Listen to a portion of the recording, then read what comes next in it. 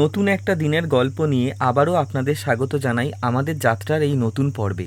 আর আজকের সকালটা শুরু হচ্ছে একেবারে ডুয়ার্সের বুকের মধ্যে। চারপাশে বিস্তীর্ণ চা বাগান আর একপাশে ঘন জঙ্গল। কিন্তু এই সুন্দর সকালের পিছনে লুকিয়ে আছে গত 2 দিনের একটানা পথ চলার ক্লান্তি। একদিন ট্রেনে, তারপরে সারা দিন গাড়িতে ছুটে বেড়ানো শুটিং, আর সন্ধে পর্যন্ত কাজ করে রাত্রি 10টায় হোটেল পৌঁছানো। শরীর তখন একটু বিশ্রাম চাইছিল, কিন্তু পরের দিন সকালে ভোর 4টের সময় কল টাইম ছিল। সকালে আজকে আমাদের 4টের সময় কল টাইম ছিল। তো আমরা সবাই 3টে, সাড়ে 3টে নাগাদ উঠেছি। উঠে রেডি হয়ে আস্তে আস্তে অ্যাক্টরদেরকে রেডি করে আমরা বেরিয়ে এসেছি কাজে।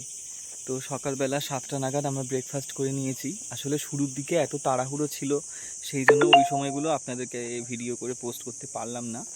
এই সরু রাস্তাটা ধরে আমরা এসেছি মেন রোড থেকে, মানে সামনের দিকে এদিকে গেলে আপনি মেন রোড পাবেন, আর মেন রোড থেকে আমরা ভেতরে ঢুকে এসেছি জঙ্গলের। তো একদিকে রয়েছে এই ডুয়ার্সের জঙ্গল, আর একদিকে থেকে শুরু হচ্ছে এইরকম বিঘার পর বিঘা জমি ধরে শুধু চা চাষ। কি অপূর্ব সুন্দর লাগছে খালি একবার দেখুন। ছোটবেলায় আমরা যেরকম পড়েছি যে চা বাগানের মধ্যে সরু সরু নালা থাকে যার মধ্যে থেকে জল যেতে পারে, এইটা হচ্ছে সেই নালাগুলো। আর এই জায়গাগুলো সবই একটুখানি ওই মালভূমির মতন, মানে একটু ঢেউ খেলানোর মতন, যাতে গিয়ে জল না আটকায় এবং সেই জলগুলো বেরিয়ে যেতে সুবিধা হয়। তো কি অপূর্ব সুন্দর এই জায়গাটা লাগছে এখানটা, তাই জন্য না দাঁড়িয়ে পারলাম না। ওই দিকে যেখানে দেখা যাচ্ছে গাড়ি দাঁড়িয়ে, ওখান থেকে আমাদের লোকজন সমস্ত এক জায়গাতে আছে, আর বাকিটা গিয়েছে এখান থেকে আরো ভেতরের দিকে, ওই পিছন দিকটাতে তারা গেছে ওখানে কিছু শট নিতে। এখানটাতে ওই জন্য আমরা দাঁড়িয়ে আছি, ওরা আসলে তারপরে এখান থেকে যাবো আবার অন্য জায়গায়। এই জায়গাটা কিন্তু উপভোগ করতে অপূর্ব সুন্দর লাগছে। এখানে চারিদিকে এগুলো হচ্ছে চা গাছ। চা গাছের যে একটু কাছ থেকে দেখাই, এই যে একদম ওপরে যে দুটো পাতা থাকে, ফোকাস চলে গেছে, এইটা থেকে হয় ফার্স্ট ফ্লাশ। আর এই পাতাটুকুই ভেঙে নেওয়া হয় চা তৈরির জন্য। ভেঙে তারপরে সেটা ফ্যাক্টরিতে গিয়ে ওটাকে প্রসেস করা হয়। এইরকম হচ্ছে চা গাছটা দেখতে হয়, খুব বেশি বড় হয় না। আর তার মাঝখানে এরকম ছাওয়া দেওয়ার জন্য থাকে বিভিন্ন রকম ছায়া গাছ, তো আপনারা সবাই জানেন।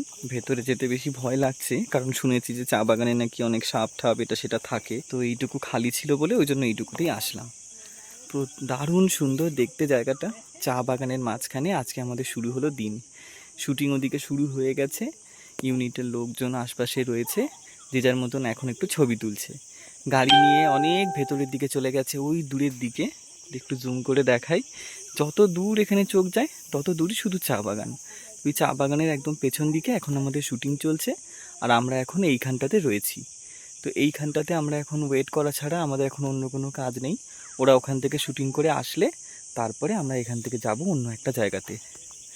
আর একটুখানি চা বাগানগুলো আপনাদেরকে ভালো করে দেখিয়েই নিই। এই যে এগুলো সমস্ত চায়ের গাছ।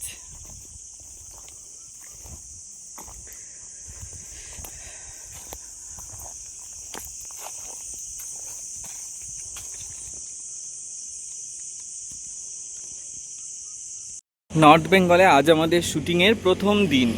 এই জায়গাটার নাম চালসা, মানে সামনে এই দিকে যে রাস্তাটা সেই দিকে চালসা। আর এখন আমরা আছি ঠিক গরুমারা ন্যাশনাল পার্ক, এই যে আপনাদের সাথে শেয়ার করছি গরুমারা ন্যাশনাল পার্ক। এখানে এটা ওয়াইল্ড লাইফ একটা স্যাংচুরি। এখানে সমস্ত বন্য পশুরা মাঝে মাঝে রাস্তাতে বেরিয়ে পড়ে।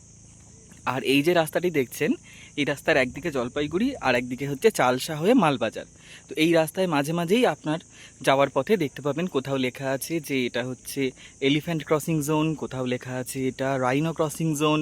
তো এইরকম বিভিন্ন সমস্ত কিছু আছে। এই যে এটা Gorumara national park wild life division. এই রাস্তাটা একদম শুনশান, এখানে কোনো রকম হর্ন দেওয়া বা কোনো রকম কোলাহল করা নিষিদ্ধ। আর এই দিকে একটা বোর্ড আছে, সেটা একটু আপনাদেরকে দেখাই। উল্টো দিকে ওই যে আমাদের শুটিংয়ের বেস ক্যাম্প। আপাতত দুপুরে খাওয়া দাওয়া চলছে, আমি এইমাত্র খেয়ে নিয়েছি। রেস্ট্রিক্টেড এরিয়া, এখানে লেখা আছে protected area starts, violation of law liable to be punished under wildlife protection act 1972। এখানে আপনি যদি কোনো রকমের কোলাহল বা কোনো রকম যদি নিয়ম শৃঙ্খলা ভঙ্গ করেন, তাহলে আপনার জন্য সেটা শাস্তিমূলক হবে। জায়গাটা ভীষণ সুন্দর। এদিকে রয়েছে এই ন্যাশনাল পার্ক। এই পার্কের ভেতরে আমাদের যাওয়ার নেই, যদি যাওয়ার হতো তাহলে আপনাদেরকে একবার দেখাতাম। আর উল্টো দিকটায় রয়েছে খুব সুন্দর চা বাগান। চা বাগান এদিকেও আছে, সেই দিকে আমাদের শুটিং হচ্ছে। এখন আপনাদের সাথে যাকে আলাপ করাচ্ছি আমাদের অত্যন্ত প্রিয় একজন দিদি, শঙ্খুদি। শঙ্খুদির দুটো বিশেষত্ব আছে। প্রথম বিশেষত্ব হচ্ছে খুব ভালো কাজ করে বলে সবাই তাকে খুব চায়, সেই জন্য আমরা এই প্রজেক্টটা পেয়েছি, তো আমরা খুবই ধন্য। আর আরেকটা বিষয় হচ্ছে শঙ্খুদির একটা বিশেষ পরিচয় যে মাথায় ফুল লাগাতে খুব ভালোবাসে। এই যে আজকে লাগিয়েছে কি ফুল, বোগেনভেলিয়া বা কাগজি ফুল যেটাকে বলে সেইটা। যে কোনো সময় আপনি শঙ্খুদিকে দেখবেন কাজের মধ্যে কিছু একটা ফুল অবশ্যই দেখতে পাবেন। আজকে এইখানে দাঁড়িয়ে একটা অভিজ্ঞতা আপনাদের সাথে শেয়ার করি। আজ থেকে অন্তত 5 বছর মতন আগে এই জায়গাটাতেই আমি একটা সিনেমা শুটিংয়ে এসেছিলাম, সেটার নাম হচ্ছে শেরদিল। একটা হিন্দি সিনেমা ছিল, তো পুরোটাই জঙ্গলে, সেটা বাঘ নিয়ে গল্প। আমাদের সেদিনকে এই জঙ্গলেই প্রথম শুটিং ছিল। তো যখন জঙ্গলে প্রথম শুটিং ছিল, আমরা সকালবেলা যখন হোটেল থেকে বেরোতে যাই শুটিংয়ের উদ্দেশ্যে, তখন আমাদেরকে বলে যে আজকে বেরোনো যাবে না, তার কারণ রাত্রেবেলা থেকে ওই জঙ্গলেই একটা সত্যিকারের বাঘ বেরিয়েছে বলে এলাকাবাসী এবং ফরেস্ট ডিপার্টমেন্টের লোকজন তারা কাউকে জঙ্গলের মধ্যে অ্যালাউ করছেন না। তো সেই জন্য আমরা তারপরে অনেকক্ষণ অপেক্ষা করে থেকে সেখান থেকে ওয়েট করে অন্য একটা জায়গাতে গিয়ে শুটিং করি। আর এইটা সেই জঙ্গল।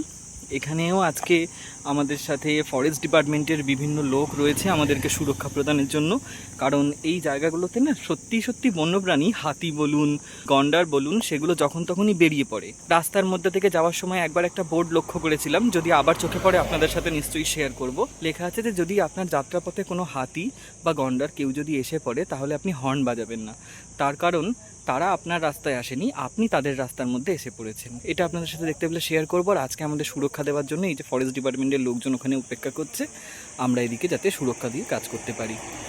চলুন, এখন মোটামুটি এখানে আমাদের কাজ শেষ। আমাদের ইউনিটের বাকি লোকজন এটা ফিরে আসবে, আসলে তারপরে এখান থেকে আমরা যাবো অন্য একটা লোকেশনে, আপনাদেরকে সেখানে নিয়ে যাব।